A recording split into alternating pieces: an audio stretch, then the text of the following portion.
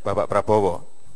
Tadi Bapak kelihatannya banyak menyampaikan bahwa uang kita ini banyak.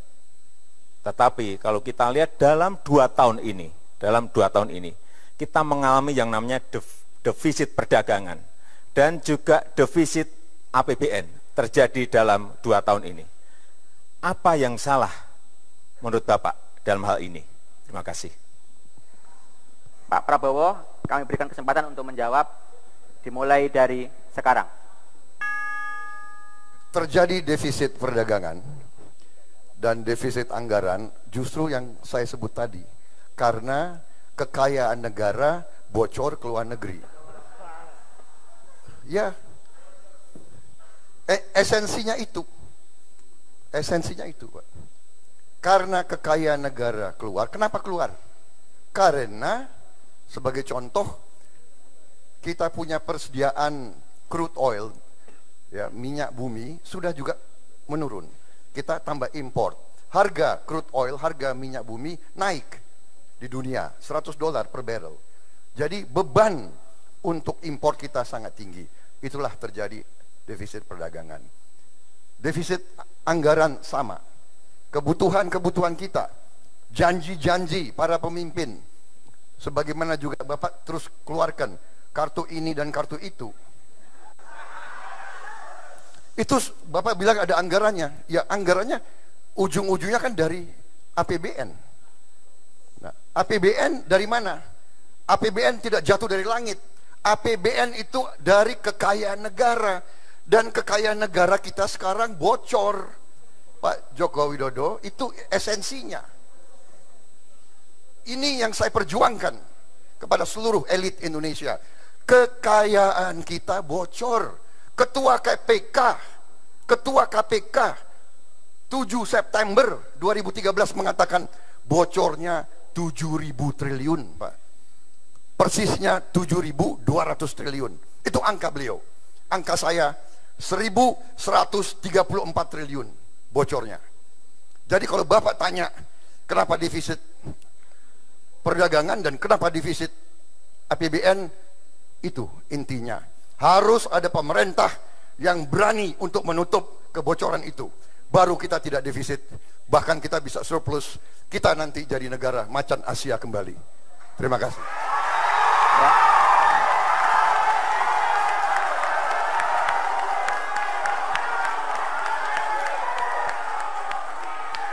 Baik, terima kasih. Selanjutnya Pak Prabowo, kami berikan kesempatan sekali lagi untuk memberikan pertanyaan kepada Pak Joko Widodo. Mulai dari sekarang. Sebagaimana kita ketahui bahwa pendidikan sangat penting. Selama ini kita sekarang wajib belajar 9 tahun. Saya bertanya, apakah Saudara Joko Widodo setuju bahwa wajib belajar harus 12 tahun? Dan apabila setuju, para pakar mengatakan ini butuh tambahan biaya sekitar 40 triliun.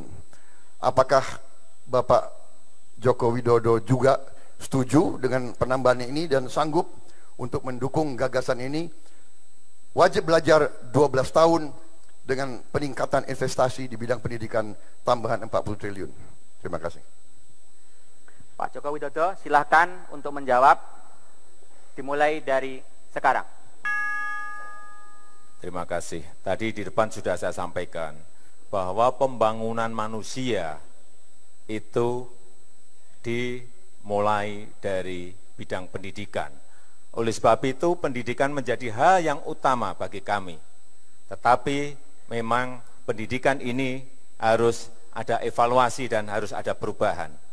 Menurut kami, pendidikan di tingkat SD itu 80% harus berbicara masalah yang berkaitan dengan pendidikan karakter, pendidikan akhlak, pendidikan mental, pembangunan sikap dan mental. Baru yang 20 itu yang pengetahuan. Yang di SMP 60-40. 60 itu adalah pendidikan karakter, 40-nya pengetahuan.